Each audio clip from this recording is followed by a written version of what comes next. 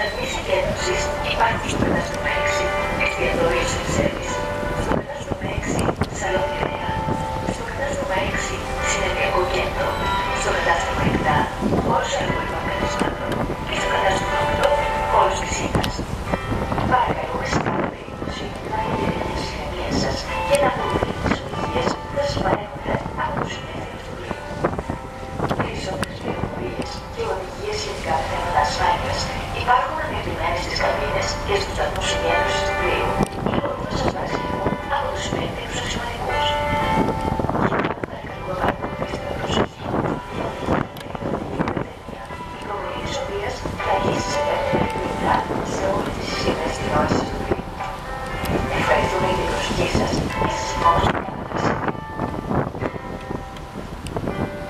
Announcement from the Ministry of Merchant Marine.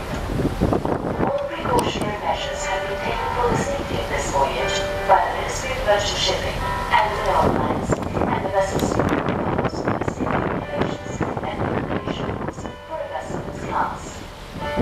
For use, in case of emergency, an alarm